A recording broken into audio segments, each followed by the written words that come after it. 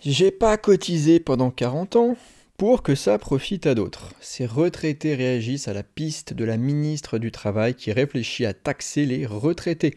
Bonjour à tous, chers amis. Aujourd'hui, on va parler donc des retraites, répartition versus capitalisation. Et à la fin, je vous fournirai un petit exemple très simple pour vous montrer évidemment la puissance de la capitalisation sur 40 ans, avec une projection classique et standard et même pas folle, hein, vraiment classique. On va commencer par écouter ce qu'ils ont à dire, puis on y réagira juste après. C'est parti. Ridicule de taxer les retraités. Je pense qu'ils ont suffisamment travaillé dans leur vie. Moi, en particulier avec mon mari, on a travaillé énormément. Donc là, c'est bon. J'ai pas cotisé pendant 40 ans pour... ça profite à d'autres, en fait. À mon avis, on peut trouver de l'argent ailleurs. Hein. Les retraités sont pas si riches qu'ils veulent bien le laisser entendre. Ça commence à bien faire, d'attaquer les riches, les pauvres, les retraités, tout ce qui s'ensuit. On a ras-le-bol. Hein. On a travaillé toute notre vie pour avoir une retraite à peu près correcte, dont on n'est pas riche. On arrive tout juste à vivre. On devrait pouvoir bien vivre, on arrive tout juste à vivre. Qu'est-ce qu'il faut ? Qu'est-ce qu'il faut, mon cher monsieur? Il faut réaliser dans quel système vous avez évolué. Il faut réaliser dans quel monde vous êtes. Celui qui vous a constitué une retraite apparemment pas extraordinaire et qui fait que vous n'êtes pas si riche que ça. Moi j'entends, hein, mais il faut bien réaliser le monde auquel vous appartenez. Ou la France, la société française, celle d'un système par répartition. Parce que là, moi, j'entends deux choses. Alors, une chose qui est certaine, c'est la révolte, c'est la colère, c'est le fait que l'État n'a pas le droit de faire ça quelque part, on va en reparler.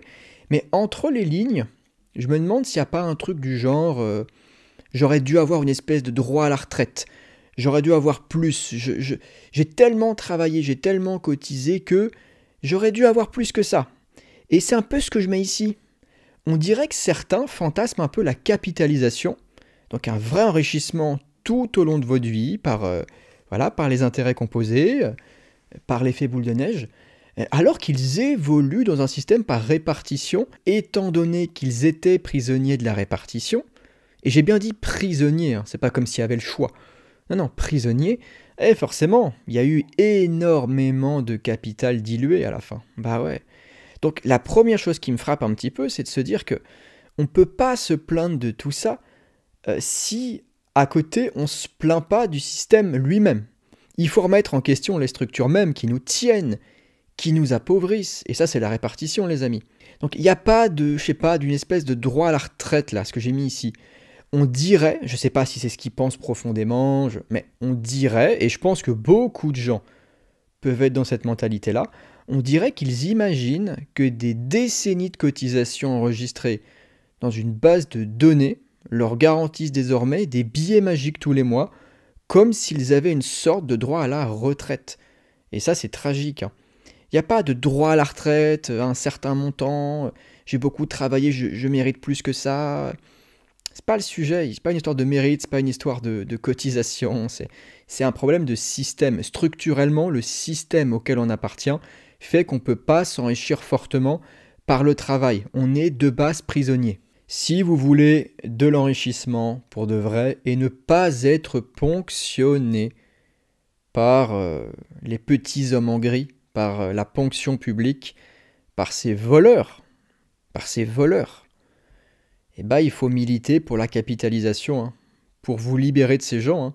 Moi, j'encourage tout le monde à avoir un taux d'épargne correct et de faire très très attention à son capital. Hein. Faites très attention, ça va être compliqué pour nous. Hein. Nous qui sommes assez jeunes, moi je suis de 95, je vais prendre 30 ans, je suis d'une génération où on sait que c'est foutu, que le pays, enfin on sait. Je ne sais pas si je devrais employer ce on. Un certain nombre de personnes, je pense en faire partie, savent que c'est foutu, ce pays est mort. En tout cas à court moyen terme, complètement mort. Donc on a vraiment que nos compétences et nos bonnes actions pour nous sauver. Hein. L'État ne fera strictement rien pour vous, rien. Juste avant de passer au point 2, une petite chose quand même sur la répartition. Sachez que ça paye donc les retraites des pensionnés actuels, mais aussi les salaires de fonctionnaires via les impôts et ceux qui sont actifs, les dépenses de santé et tout ce qui est social, et des coûts administratifs de gestion. Ça, c'est ce que paye d'accord, les actifs. Et évidemment, je le répète, je le redis, enfin, comme ça, c'est clair, c'est net, c'est pas un choix. Il n'y a pas de consentement là-dedans. C'est un système de vol légalisé, d'accord, qu'on fait passer pour social. Mais un système qui est vraiment social n'a pas besoin du mot pour l'être, il l'est naturellement. Un système qui est vraiment social n'est pas un système où les actifs sont volés. C'est pas social, ça. Ça désincite la production, l'investissement, la circulation du capital, l'accumulation, bien sûr, du capital. Qu'est-ce qui est social là-dedans? Alors qu'on sait que le capital est le fondement de la civilisation. Il n'y a rien sans capital. Sans épargne. Tout commence par l'épargne, les amis. La répartition s'y oppose. Hein? Ils vous disent non, non, non, non, non, non. Votre travail, il va servir à maintenir en place pendant un certain temps, tant que la démographie va à peu près bien, tout un système antisocial, mais qu'on fera passer pour social, hein, qu'on légitimera, qu'on vendra au peuple comme étant protecteur, comme étant gentil, comme étant bien plus sûr que la terrible capitalisation, le niveau de mensonge qu'on vous a fait gober pour certains, effrayant, faut se réveiller. Ces gens sont de purs manipulateurs. Alors certains y croient. Il y a toujours des gens, des politiques qui sont sincères et qui pensent vraiment à leurs bêtises, vous savez. Et puis il y a des gens qui savent parfaitement que ça s'effondre, que c'est qu'une question de quelques années, peut-être 10 ans, 15 ans, puis que c'est foutu, quoi. Ils le savent parfaitement. Mais les privilèges sont trop gros, l'argent est trop gros, les pouvoirs sont trop importants. Non, non, il faut rester en place. Le pouvoir se pense pour se maintenir, bien sûr. Ils feront tout pour se maintenir, les mecs, ils s'en foutent complètement de votre gueule. Hein. Ils en ont rien à branler de votre retraite. Mais qu'est-ce que c'est que cette histoire, quoi? Ils s'en foutent, les mecs. Ils s'en branlent, d'accord, c'est pas leur sujet. Leur sujet, c'est de maintenir leur position dominante. Ça a toujours été ça, leur sujet. Comment je reste en place? Comment je me recycle? Hein, quand on voit un Breton qui se recycle aux USA, là, hein? La petite Bank of America. Quand on voit tous ces hauts fonctionnaires qui restent des années, des carrières dans le système, ces politiques type Mélenchon là, qui restent 30, 35, 40 ans à bouffer au sein du système, ils s'en foutent de votre gueule. Hein. Tout ce qui compte, c'est de se maintenir. C'est tout. Hein. Puis vos retraites, vous irez vous faire mettre. Puis ça ira bien comme ça. Hein. Hein. Il faut bien comprendre que vendre de la vraie solidarité organique, vendre de la responsabilité, vendre du long terme, vendre finalement le vrai consentement, le vrai, hein, pas le faux truc qu'on vous vend là, hein, soi-disant un système collectif qui protège, qui assure. Non, c'est un pur mensonge. Vendre ce que j'ai dit juste avant là, c'est difficile, c'est pas sexy. C'est pas sexy. D'accord ? C'est bien plus sexy de vendre du collectivisme, qui est en fait de la prédation des uns sur les autres. Bastia, le grand Bastia, disait que l'État c'est la grande fiction par laquelle chacun s'efforce de vivre aux dépens de chacun.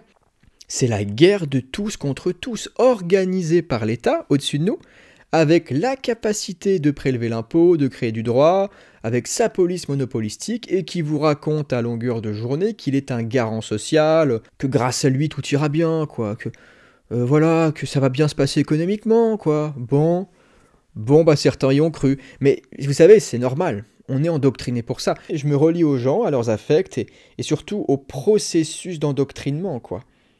Je comprends. On vous a trompé. Et le système a toujours besoin de ça. Vous savez, le mal, ontologiquement, symboliquement aussi, a toujours besoin de se cacher derrière une part de bien pour avancer.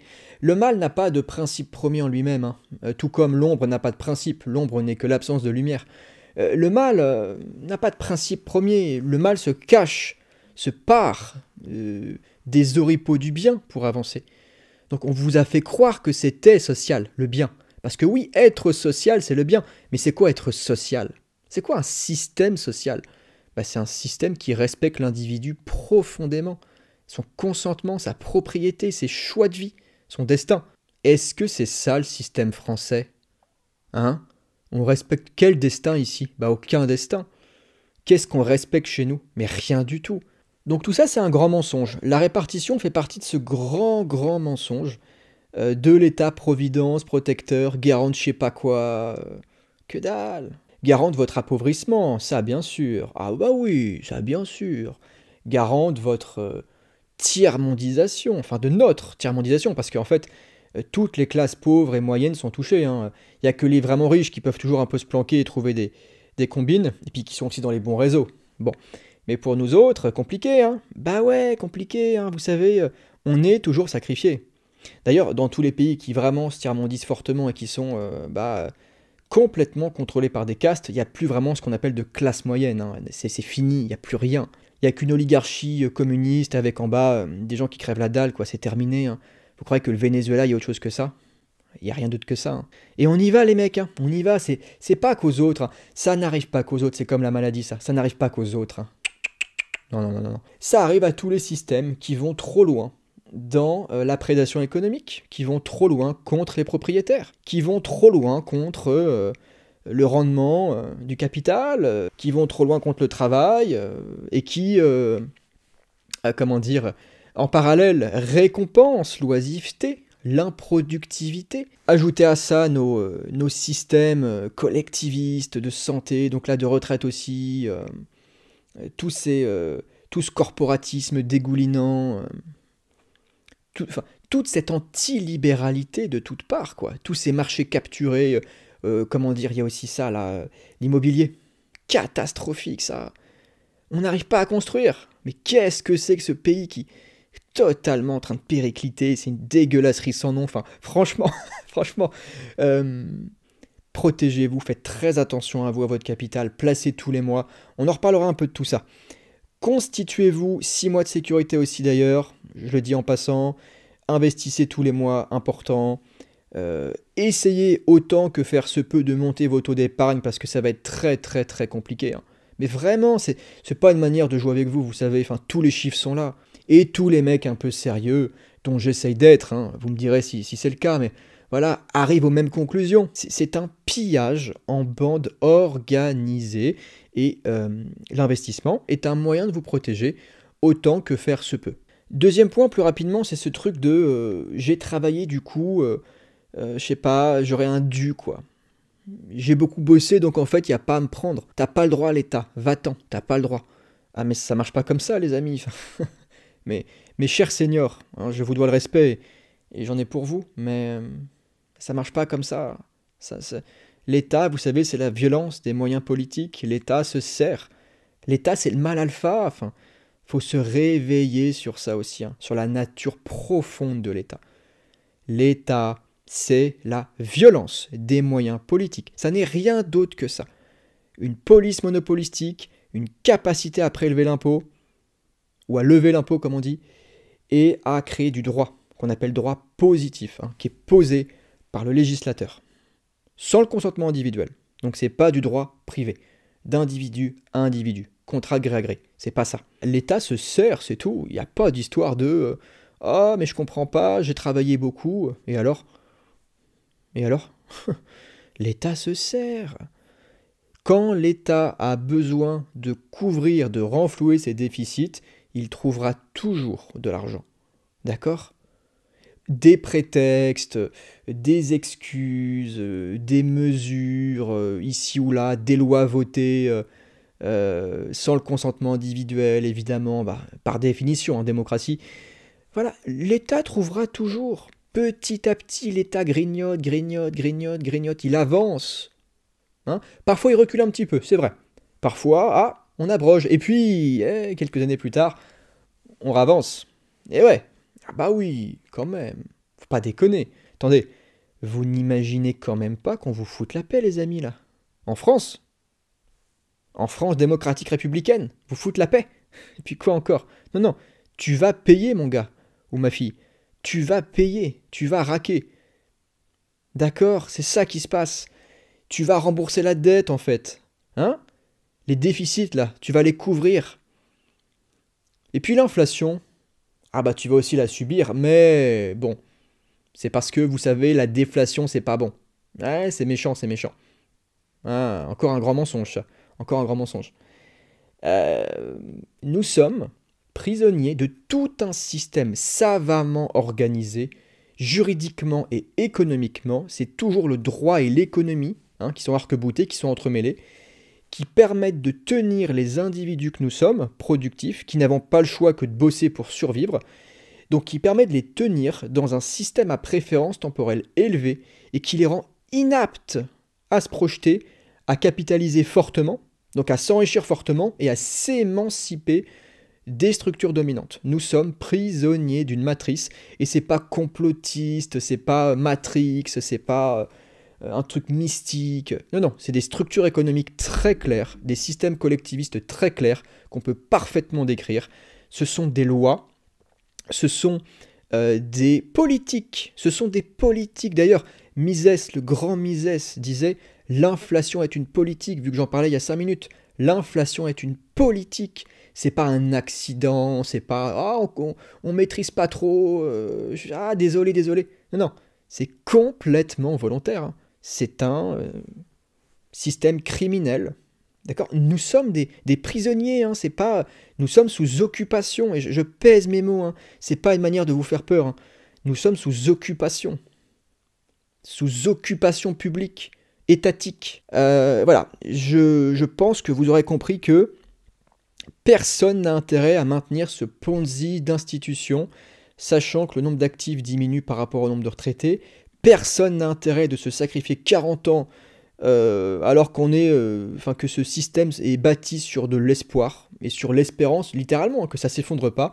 Personne n'a intérêt à nourrir un système ignominieux qui se prétend social pour se légitimer, alors que tout ce qui est social serait capitalisé, et personne n'a intérêt à dépendre de décisions politiques, budgétaires, alors qu'on a tout ce qu'il faut aujourd'hui en termes de ressources sur Internet pour se former. Et j'y participerai. J'y tiens, c'est important, en plus c'est très intéressant, j'y tiens. Et moi j'irai plutôt sur la bourse, d'accord, avec vous, dans les mois à venir, d'accord, petit à petit, tranquillement. C'est hyper important, parce que là c'est un massacre, et notre génération, je répète, moi j'ai encore moins de 30 ans, notre génération va en payer vraiment le prix, mais fort quoi, on va se faire pulvériser, surtout qu'en plus, ça j'aurais aussi pu le dire, surtout qu'en plus, notre pouvoir d'achat est érodé. Imaginez celui de nos enfants et petits-enfants. Enfin, ça va être de la monnaie de singe qui vaut plus rien, enfin les retraites, enfin laissez tomber quoi, c'est mort, il n'y a plus rien, il n'y a plus d'argent. Et c'est fini, d'accord ? On arrête un petit peu avec tout ça, c'est foutu, ce pays est mort, il renaîtra plus tard, j'espère de façon totalement décentralisée, éparse, du droit privé partout, des contrats de gré à gré, vraiment les 1000 Liechtenstein de Hans Hermann Hoppe, faites que ça arrive le plus vite possible. Je pense que pour nous c'est mort, ça va être un peu court, mais bon, tant pis. On fera comme on peut, en attendant on se bouge, on capitalise et on arrête de légitimer un système totalement prédateur qui ne fait que vous appauvrir. Pour terminer, la capitalisation c'est pas un truc de riche, ça c'est le plus grand des poncifs, où j'ai vu aussi c'est le casino. C'est le casino, ouais c'est risqué, c'est l'enfer, parce que la répartition c'est pas l'enfer, parce que nous voler c'est pas l'enfer, parce que nourrir cette haine en plus, à la fin, intergénérationnelle, c'est pas l'enfer. Est-ce que moi je suis content de voir des jeunes là de 20, 30, 40 ans qui ont du ressentiment à l'égard de leurs aînés? L'enfer c'est le vol, l'enfer c'est le mensonge qui va par-dessus pour le légitimer, rappelez-vous. L'enfer c'est l'État. L'enfer c'est pas la solidarité, c'est pas la formation, c'est pas la responsabilité, c'est pas les services rendus sur le marché pour aider ceux qui veulent être aidés. C'est pas ça l'enfer. Et donc la capitalisation, c'est pas du tout un truc de riche. C'est au contraire une voie royale d'enrichissement. Et surtout pour le prolétaire. Pour celui qui vient d'un milieu assez précarisé, qui n'a pas beaucoup de moyens, c'est sa plus grande chance d'émancipation. La capture ci-jointe vous donnera une idée du potentiel de la capitalisation, et merci à l'inflation qui bouffera plus de la moitié de votre capital sur 40 ans en passage. Tout cela ne tient d'ailleurs même pas compte d'éventuels autres placements, de l'argent gagné sur des business, d'un éventuel héritage, etc., etc. Alors tout ça est vrai, mais j'aurais quand même dû préciser en plus que, malgré tout, attention, dans 40 ans, si on est encore sur de l'euro ou sur une nouvelle monnaie de singe, votre pouvoir d'achat forcément il baisse avec l'inflation, avec l'érosion de l'épargne. Quand on fait le calcul, sur 40 ans, on perd 55% environ de pouvoir d'achat. C'est de la folie. Sur une vie de travail, vous êtes niqué de la moitié, quoi. Et attention, attention, hein, je compte même pas tous les impôts, toutes les taxes dans votre vie. Enfin, en fait, la plupart de votre vie, enfin, il faut le dire, hein, la plupart de votre existence humaine, c'est du travail pour l'État. D'accord? Quand on parle là d'ailleurs du jour de libération fiscale qui arrive souvent, je crois, en juin, ouais, c'est un peu ça le truc, hein, c'est que la plupart de votre existence, c'est du salariat forcé. Forcé, hein, c'est pas, ouais, j'ai le choix de rompre le contrat. Non, non, non, non, non, c'est forcé, hein. Forcé pour l'État. Et il y a encore des gens qui nous disent qu'on exagère, qu'on n'est pas vraiment prisonnier, que ouais, c'est pas vraiment un système sous contrôle, que c'est pas vraiment cadenassé. Ah bon? Mais qu'est-ce qu'il vous faut, quoi? Vraiment, il y a des gens, en fait, il faut qu'on leur prenne 95% peut-être pour qu'ils se réveillent, je sais pas. Ça me fascine. Non, mais c'est un pays communiste, mais juste qui ne dit pas son nom, c'est tout. Avec des méthodes moins expéditives, moins violentes. C'est beaucoup plus subtil, la démocratie. Beaucoup plus pervers. On vous le dit pas que c'est communiste, mais c'est totalement soviétique, hein. C'est un vieux pays soviétique en train de crever. Parce que tout crève du soviétisme. Parce que le socialisme ne crée pas. Il ne crée rien. Il répartit la mort, le sang et la misère. C'est tout ce qu'il fait, c'est tout ce qu'il a toujours fait, et c'est ce qu'il fera toujours. Parce que ses principes sont mauvais. Il s'oppose à l'individu, à la propriété privée au capital, à l'échange, à la monnaie, à l'épargne, à la préférence temporelle pour le futur, donc pour demain. Qu'est-ce que vous voulez qu'il arrive dans un tel système? Bah, l'enfer, l'effondrement. Systémique, hein, comme on dit pour le coup. Ouais, ça va être bien systémique là. Ça va être bien, bien, bien systémique l'effondrement. Partons sur 1500 € net. Taux d'épargne à 10%, ça me paraît pas déconnant. 2% d'inflation par an, ce qui est souvent ce que vise la BCE, il me semble. Et 7% pour la bourse, ok? Sur un plan annuel, hein, j'entends. 7% c'est classique, hein. Et bah ça fait 500K, hein. 500K en 40 ans. Après, attention, je le répète, 500K en pouvoir d'achat dans 40 ans, c'est pas ceux d'aujourd'hui. On s'entend, c'est vrai, bien sûr. Mais bon, est-ce que vous préférez ne pas les avoir ou les avoir?